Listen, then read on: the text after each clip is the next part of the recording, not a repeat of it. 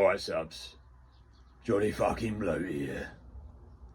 As always, let's count together and wait for some subs to join us.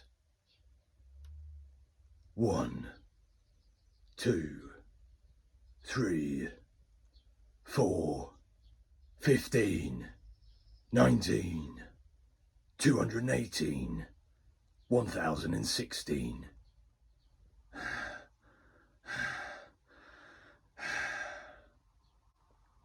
Blimey, that was exhausting.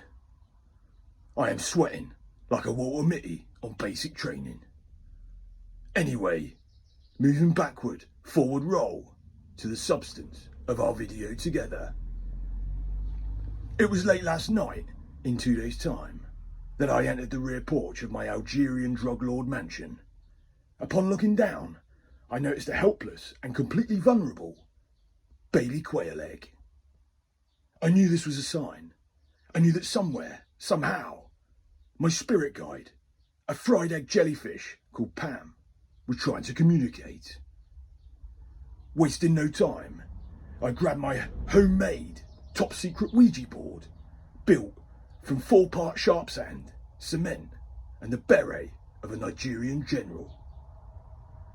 I felt excited that I immediately wanted to go live and share it with my army of bots, but alas, I decided against it. Anyway, I sat down on the cold stone tile and placed one hand on the planchette and the other down my trousers. Semper Fi. I got nothing. No contact, no movement of the planchette, no feeling of connection, and no voice in my head. Which was really fucking bemusing.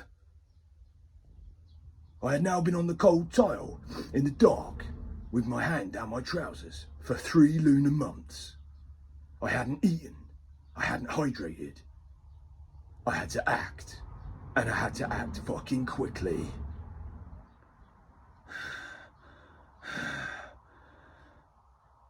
I physically reached out for my wife Jolene, who didn't respond. Where was she, I thought, and how can this be happening? I sat there wondering for 7-day 10-minute second until I made intimate contact with her spirit guide, Ezra, a tasselhead wobblegong. Suddenly my other half came galloping into the rear porch doorway like a Grand National horse with an unseated rider. She began banging away on the tiles with her hooves, trying to tap out a message in Morse code, until I reminded her she had a mouth and she could speak. She said she didn't care, and this is what the hoof message would say when I translate it. My lips were open in complete shock. She then reared up in front of me, looked down her equestrian thorax, and took a 3-minute-long piss in my mouth. It was euphoria, the golden shower of all golden showers. I was instantly refreshed from drinking the warm, bubbly horse urine. Or so I thought.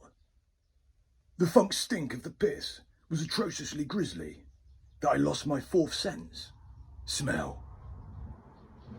It was like the entire continent of China had dumped their toxic sewage waste in my gullet passage.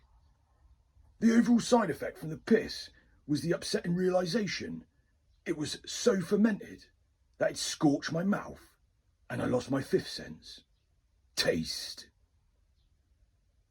Even more of an emergency during my time sat on the cold floor, I had also lost my 1st sense, touch.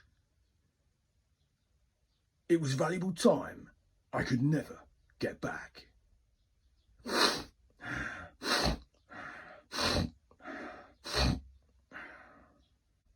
I started becoming increasingly melancholy about all of this and nearly closed down another business. In the end, however, I tried to return to a shallow form of happiness. I began, in vain, to fondle my aching dipstick. That's when something terrifying happened.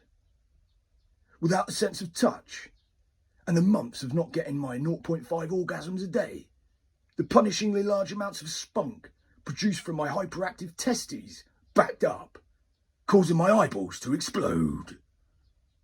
The only sense I have left now is hearing. If only God had given me some kind of sign.